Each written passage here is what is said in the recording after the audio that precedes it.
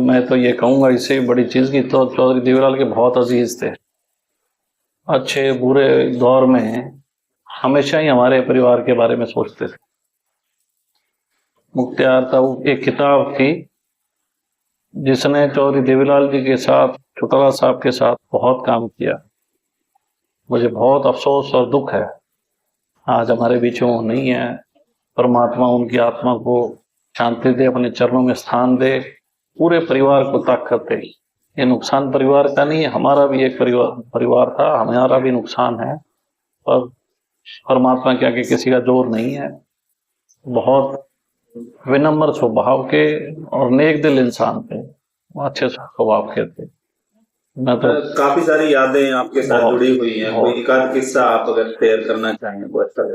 देखिए बहुत किस्से हैं, और मेरे पिताजी का बहुत आना जाना था,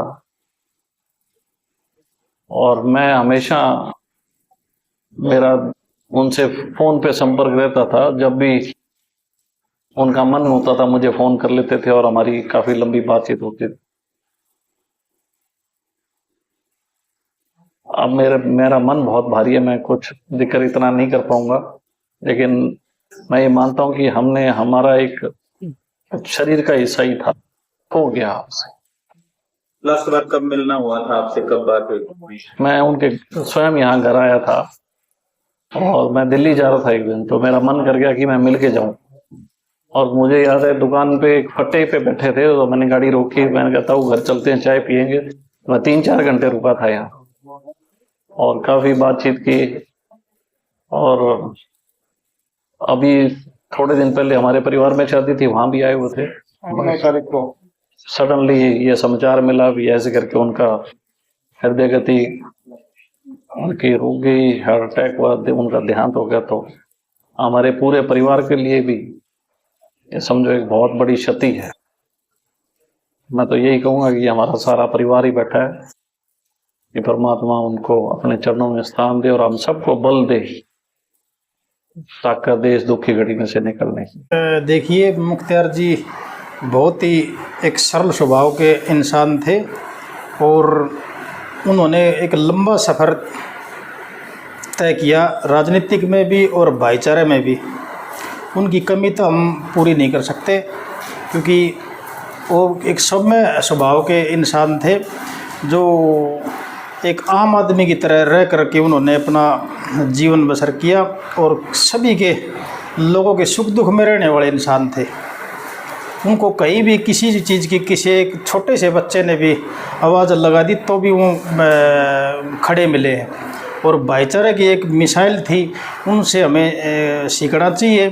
एक अच्छे इंसान की ज़िंदगी उन्होंने जी, और एक लंबे सफ़र में उन्होंने कभी भी किसी के साथ भी कोई डिस्प्यूट नहीं किया, कोई झगड़ा वगैरह या कुछ भी। किसी का एक पंचायती के तौर पर इंसान थे। जब किसी का भाईचारे में अगर किसी का हो भी गया तो उन्होंने उसमें मिलजुल करके उसको एक सुलझाने का काम किया। मेरा भी उनके साथ सौभाग्य समझूंगा। मैं 20-25 साल से मेरा लगातार मैं उनके साथ में मिलना जुलना रहा, आशीर्वाद रहा, जो कि मैंने देखा उनको कोई लोभ लालच और कोई किसी चीज़ से कोई वो नहीं था। जहाँ जो जबान कर दी उस पर भी अड़िंग रहते थे। ऐसे जो अच्छे इंसान थे हमारे, बहुत ही सामान्य तरीके से उन्होंने अपना जीवन बसर किया। अपने परिवार को भी अच्छे सिस्टम पर छोड़ कर गए हैं। उनकी कमी हम लंबे समय तक हम पूरी नहीं कर सकते, खाली रहेगी जो उनकी कमी। और हम आने वाले परम पिता परमात्मा से भी प्रार्थना करेंगे कि उनको एक अच्छा स्थान मिले। कपूर जी विधायक बनने से पहले काफ़ी टाइम आपने उनके साथ बिताया है, काम भी किया है, तो कोई याद उनकी आप साझा करना चाहें आज? देखिए मैं मिलता था, मैं उनके बड़ी इज्जत करता था मैं उनकी, क्योंकि वो इंसान इज्जत के काबिल थे। तो मैं उनसे जब भी मिलता था उनके पैर छूता था, तो वो कहते थे कपूर सिंह, मेरे को आशीर्वाद देते थे, कपूर सिंह तू अच्छा लड़का है और भविष्य में कामयाब होगा। तो ये मेरा एक्सपीरियंस भी है और मेरी सोच भी है कि तू अच्छा लड़का है, भविष्य में कभी कामयाब होगा। तो क्योंकि तेरा नेचर अच्छा है, तू सभी से तालमेल करके सभी की सम्मान करता, तू अपने से बड़े का सम्मान करता। ये मेरे को हर एक बार मतलब जब भी मैं मिलता था तब भी ये चर्चा मेरे को करते थे कि आने वाला भविष्य में आशीर्वाद है मेरा कि आप भविष्य में कामयाब होगे। और उन भगवान तुल्य जो आशीर्वाद था वो मेरे को मिला, और मैं आज उनके आशीर्वाद से, जनता के आशीर्वाद से मैं विधानसभा में विधायक बना करके हल्का बुआनी खेड़ा की सम्मानित जनता ने जो मेरे को भेजा। मैं एक ही बात कहूँगा, मैं पूरे सच्चे मन से दिन रात 24 घंटे सुख दुख में रह करके मैं पूरे हल्का बुआनी खेड़ा की जनता का मैं सेवा करने का काम करूँगा। कपूर जी, मैं इनके परिजनों से बात कर रहा था तो यूँ कह रहे थे कि उनको तुरंत एम्बुलेंस अगर मिल जाती ऑक्सीजन वाली तो शायद वो जिंदा रह जाते। तो एक एम्बुलेंस की यहाँ रिक्वायरमेंट बहुत ज़्यादा है, हाईवे रोड पड़ता है, एक्सीडेंट बहुत ज़्यादा होता है। अगर तुरंत एम्बुलेंस मिल जाए तो शायद जाने और बचाई जा सकती है। क्या कहेंगे आप? मैं इस बारे में मैं CMO साहब से बात करूँगा, और जो यहाँ मेन चौक है